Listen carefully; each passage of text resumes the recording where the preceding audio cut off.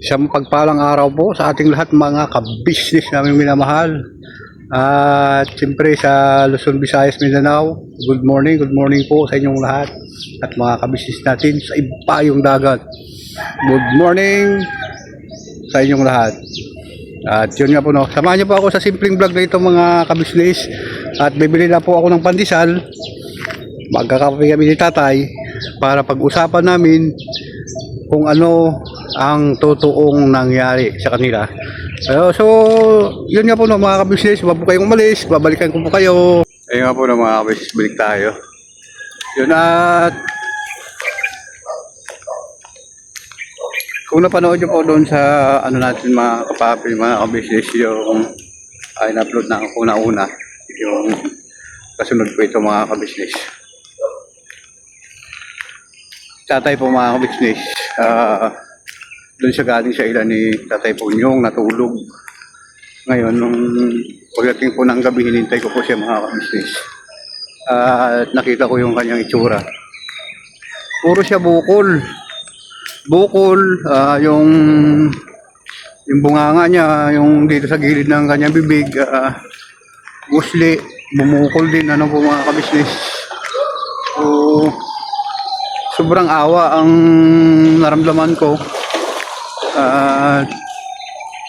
Yun nga, siyempre, kahit na nga, yun nga, mga ka-business na mga nangyayari na yun, nagalit din po ako sa kanya mga ka-business kasi sa ginawa niya kay Perly. Bakit niya pinatulan Perly na kanyang bakit ganun ng ano nangyayari. So ayun nga, si Perly ngayon, hinahanap ko rin siya, si Perly mga ka-business, kung saan sa ngayon si Perly. Kasi ang sabi nung kanyang mama at kapatid, nakalabas na si Perly sa ospital.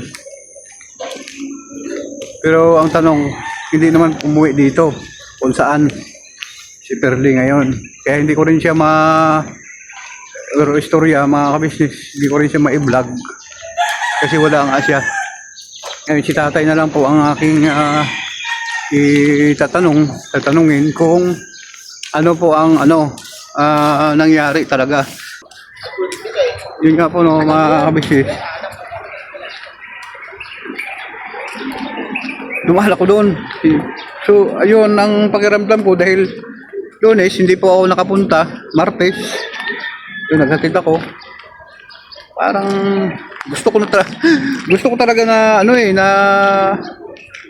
pumunta doon sa kuya kasi parang panatag kasi yung loob ko mga ka-business pag doon sa bahay na ni kuya. Kaya pag nandun ako, tahimik lang ako, parang hindi ako nag-iisip ng kung ano-ano ng mga iniisip ko. Basta panatag lang po ako sa ka-business house, ano po. Ngayon, na time na yon, dito pala may nangyayari na hindi maganda. Kaya nga po, no, mga kapapi, mga ka-business, balik tayo. At nandito po si tatay mga ka-business. Yun, nanguha po kami ng gulay yung tatay. Ayan po mga ka-business yun. Mga ka-business, magandang umaga sa inyo lahat.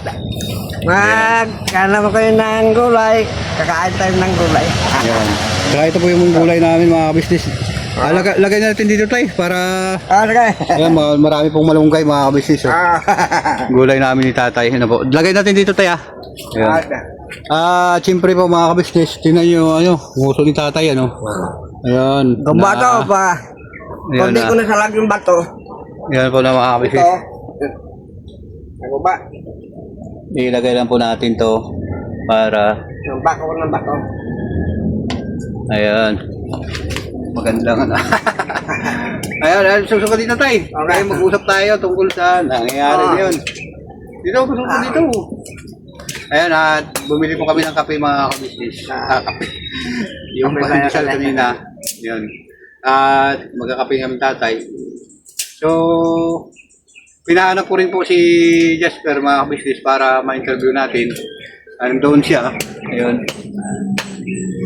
Ngayon po mga ka-business, nakaubad. Siya yung nagsisibak ng kahoy. Ano po? para ano, Magkape. hinanap po siya sa bayan para makunan natin siya ng kanyang paliwanag tungkol sa nangyari sa kay Perly. Ano po mga kabisnes? Papa. Ayos-ayos dito mga kabisnes. Wala nang cut-cut to mga kabisnes. Tuloy-tuloy na ito. Oo. Ayan at Maganda to, maganda. ayan, maganda.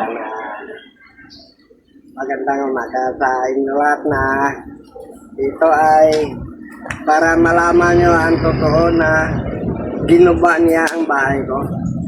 At ang mga kwento nila, gusto nila mag-away kami dito lahat. Pero sabi ko hindi baliw ako utak ko. Nagbago ako ngayon, kabisnes. Nakita niyo ang pagbago ko. Ay kung mangaras-aras lang ako, sa pamatay ko ito ng mga anak ko. Hindi ako nagpatay ng tao. Patayin ko mga anak ko, patayin ko mga apo ko. Ganito kabisnes, yung ano, na dumating man ako, galing ako sa kay Bibi. Nag-share kami ng, siguro mga, nagkape kami, kape. Share kami ng kape. Bigyan ako isang baso mo sa kanya, usap kami. Kung paano yung bahay mo? Bakit ikaw na lang mag-isa? Hindi, si Perly, andyan. Pero wala siya. Umuwi ako. Pag-uwi ko, yung mga kwento nila, nalinason ko ang apo ko. Ikaw na naman naglason. Ako ang naglason. Sino nagkwento naman sa inyo nun? Si sabi ko Mare, bakit lasunin ko ang apo ko? Apo ko na, dugo ko, tunay. Oh. Hanggang asukal, dinlagyan ko ng bubog para ipakain. Sabi ni... Sino nagsabi? Si Perly. Si Perly. Bubog, sabi niya sa akin. Sabi, ginang-gano ko. Si Perly. Paano naging bubog na tutunaw? Si Perly. Ngayon, nagalit siya. Ginuba yung bahay ko. Pag gubaya, Perly,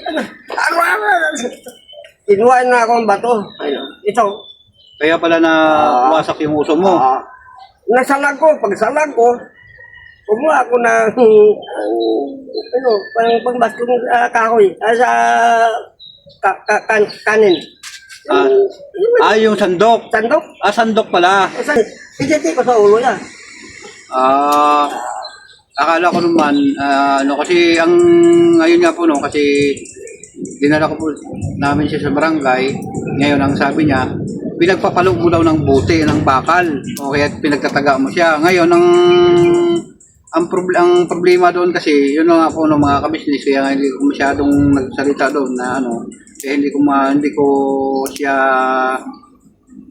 binalag kasi hindi ko po alam yung totoo. Kumbaga sa akin, nagbigay lang ako agad ng impormasyon para malaman ninyo po rin po na ganun yung nangyayari doon sa amin. Kaya hindi po ako punta sa kanila ni Kuya sa Kabisnes House. Kasi itatanong ko talaga ni Kuya yun eh. Kasi nangako po ako mga kapapi, mga kabisnes kay Papa din doon sa mga, lalo na doon sa nag-school sa akin na lagi po akong magsasama sa lakad ni Kuya. Paano ako makasama kung ganito po yung problema lagi dito, ano po mga kabisnes. Langanin naman po mga kabisnes na wala talaga siya tayo na kasama dito. Kundi si Perly lang, kung wala sila Perly, ako. Ngayon, ganun pa yung nangyari. Ano? So, hindi ko talaga alam na ganun kasi kung hindi ko ako gagawa ng diskarte katulad ng pagpunta sa kanila ni Kuya para makasahod din sa pag-YouTube. Siyempre, magwa-vlog din po ako mga kabisnes para kahit paano. Alam ko naman na naintindihan niyo siguro po ako mga kabisnes. Pasensya po na po kayo. Yun nga, sabi ni Kuya, kailangan ko pa magsipag para madagdagan yung sahod natin sa YouTube. Yun nga po no, mga kabisnes. Siyempre si Kuya, ayaw ko din naman na, pati naman ako, problema niya pa. lang. Hindi, maging problema niya pa ako sa Ayun, pagkasahod oo, niya. oo. Yun ang sa ano nga. Ah, Ngayon, ang nangyari, hindi ko maintindihan kung ano talaga yung nangyari. Basta binara ko rin yung pangyayari na gano'n, nakita ko, nawasak, ganyan, yung balita. Kasi sinabi niya na ganito, sabi ni Perli na ganito, gano'n, ganyan nangyari. Pinagsataga siya, nagkaroon siya ng sugat dito, nagkaroon ng bukol. Kasi dito sa mga katawan, dahil gano'n ang ginawa ng tatay sa kanya, basta-basta lang siyang tinira. Kaya ito po mga business, inano ko, talagang inano ko si tatay kasi kahapon, medyo hindi pa talaga mano. Kasi sobrang sama ng itsura nito mga ka-business. Kasi kung ipapakita ko po sa inyo, lalo po kayong maaawa talaga. Ay, yung gamot pala na ano, babado ko po mga ka-business yung gamot. Hindi, huwag na, hayaan mo na. Okay na yung ano. okay na. Ay, magandang umaga. Good morning. Ayun nga po, no? At yun ang sinabi sa akin, kaya hindi talaga ako pwede po mga kabisnes na gumawa lang ng kwento, kundi galing mismo kay tatay kung ano ang nangyari. Kasi si tatay mga kabisnes, hindi naman siya lasing. Hindi ako lang, hindi Hindi ako naman siya nakainom. Hindi pala siya nakainom mga kabisnes. Akala ko naman kasi nag-inom ka na naman, kaya gusto ko magkaroon ka ng paliwanag tungkol sa nangyayari kung bakit mo nagawa yung mga ganon. So, yun ang dahilan. Yun dahilan. Ibig sabihin, nung kinikwento niya pala sila doon sa kabila. Oo. Na ganon, tapos sinabi naman ni nanay sa'yo. Oo, yun. Tapos, nung umuwi siya dito, nagalit siya. Oo, yun. Bakit siya nagalit? Ay, tama mo kayo kasi ng mga salita. Ayun, at ano po, no, mga kabisnes, na ganun, sana, hindi mo ginawa yun, tay. Ay, hindi. Bakit? Dapat hindi mo ginawa yun. Ano bang, dapat hindi mo na pinatulan si Perli, hindi mo na siya pinalo. Kasi apo mo yun eh. Siyempre, apo ko siya, pero bakit ka ginubayan ng bahay? Kaya Masakit ng mga paa ko, mga kamay ko, ano ko, magtrabaho. Eh ngayon, kung gawin nila na gabaan mo ba, ano pa ano kayo masakit ng mga kamay ko, masakit ng mga paa ko, sino ang magawa? Oo. Oh, ngayon, nakita mo ni mo kasi pablad-bulan, nakita mo ang ginawa niya. O nga, ginsirado ko. Saka po, ngiyak ako. Bakit? Gusto niya, paluin mo si Yun. yung asawa niya. Lahat sila, siyempre. Iba. Ano? Paano yun eh, si Perli, ano yun ako ng mga kabisnes, ang laki ng ginasto sa kanya, sa ospital. Yung CT scan, yung ano niya, yung screen, ano niya, mga gamot niya, sa CT scan niya, magkano din yung gagastusin ng kanyang magulang. Dahil sa pangyayari na yun, dahil yun nga, kung napanood ko doon mga kabisnes, yun, sa mayroon tayong upload na si Perli, 50-50 kung ano ang ginawa ni tatay. So, ayun, paano yung nun, dapat sa isip ko kasi dapat iniwasan mo na lang o kaya hindi mo na siya pinatulan. So, kita mo ni mo, sa matanda na ako, bakit ng pagdambat? Kung hindi ko na talaga, kung ba ulo, patayang. Kaya ginawa mo, yung ganun. Kung Hindi mo gawa ba ko naisip yun na mayroon siyang anak na maliit? Hindi ka naawa? Hindi ko na naisip yun. Yung pagkawasak ng bahay na yun, ano yun? Sino ang may gawa nun? Siya. Siya ang may gawa. Sabi ko, bakit na ginaba mong bahay? Hindi ginaba mong bahay. Ang ibig mo sabihin, tatay, si Perli, may something o may baliw nga ang utak. Kaya sabi ko, baliw na. Inday, iparehab ikaw para makuha ng utak mo nga hindi maganda. Ibig sabihin si Perli, Iparehab. mayroon siyang pinagbabawal na gamot. Ay, Rodo. Iparehab mo muna para makita. So yung pangyayari na yun, pumunta ako dito, saan ka ba? At hindi kita nakita. Mayroon nakapagbigay sa akin ng informasyon na nung nangyari sa iyo yan, nahilo ka. Tapos mayroon tumulong sa iyo doon na umatid sa iyo ulit dito kasi Hindi na nga maganda yung ano mo, puro ka duguan ka na. Nagalakad ako para ano ko, na inaanap kita. Medyo ano yung utak ko. So nagbaliw na utak ko para makita mo na guba yung mukha. So nakita ko na, tay, ano ka ba? Naanap ko si Damulat. Bakit? Nakita ko yung mukha ko. Niyalay ka tayo, balikas pa. Mabalik. Ay, di. Kaya nga may nagbalik na daw sa iyo kasi gano'n na nangyari. Mapatay ako. Kaya yung pagbalik mo, yun ang ano. Yan na, nahigla ako. Kaya malaki na mga anak mo. Gano'n. Ano lang na sinabihan ko lang siya Oo. na Erle, bakit nakwento mo sa ila nga ako ay naglason sa ako. Oo. Ilang balik. Nagalit. Oo, nagalit siya. Pero hindi mo ako nakain, hindi mo kami laso, hindi mo. Oo. Lang. Hanggang nag-away kami, nag-abot kami ng hindi magandang naabot niya.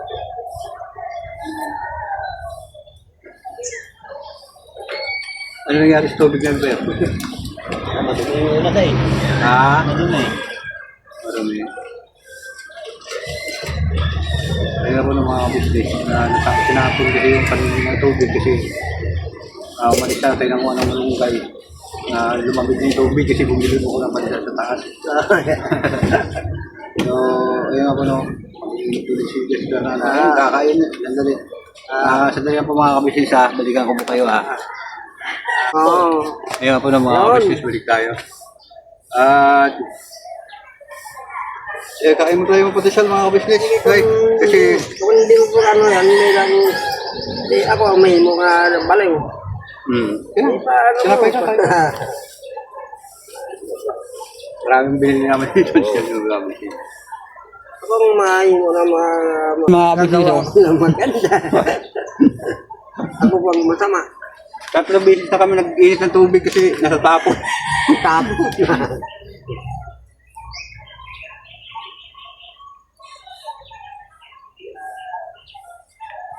Kaya po ng mga kababi, mga business at hindi na natin siya masyado pagpahabain itong mga usapan mga business kasi hindi po natin pa sila naharap ng pag-uusap ni tatay at si Freddy kung sino ang nagsasabi ng totoo ano po mga business.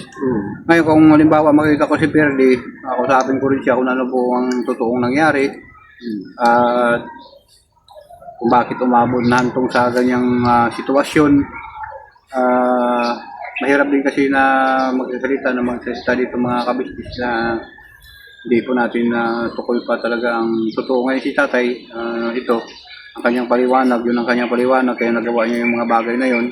So, yun nga po no, mga kabisnes, kung ako mang nagkakamali sa mga nasasabi ko, dun sa mga pangyayari, pasensyahin nyo na po ako mga kabisnes kasi talagang hindi pa nagulat lang din po ako kung bakit nagawa yung nangyari yun. Ano po mga kabisnes. Kaya mahalaga po kasi na malaman din po kasi talaga ni Kuya kasi magtatanong pa rin yung si Kuya sa akin. Ano po mga kabisnes. Na bakit gano'n niya yung paliwanag ko doon. Ulitin ko rin ulit mga kabisnes. Bakit hindi ako nakapunta doon sa Quibdó. So, yun, maraming salamat mga kabisnes namin minamahal, mga kapapi. At sa paliwanag ni Tatay Tay, salamat sa iyo paliwanag mo.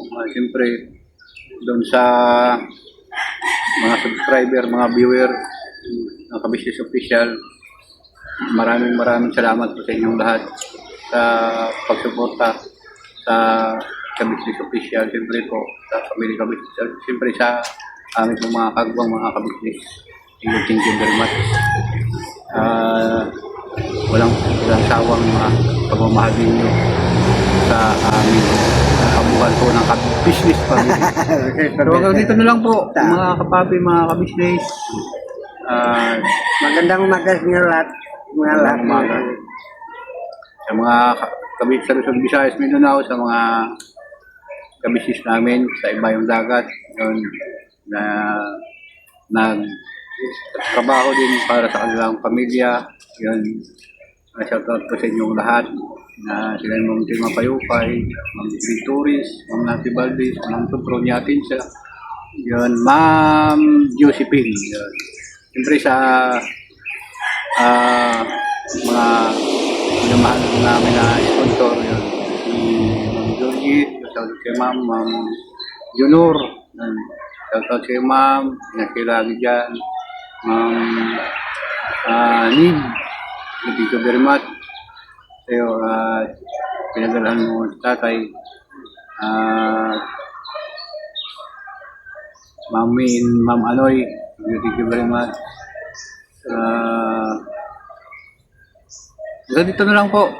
Ingat po kayo lagi. I love you all. Never say goodbye. Tomorrow is another day. Bye-bye. Bira banat na po tayo, mga kabisnes namin minamahal. Banat. At salamat na salamat. Maraming salamat sa mga nag-subscribe. Thank you very much sa inyong lahat. God bless po sa buong pamilya ninyo. Thank you very much.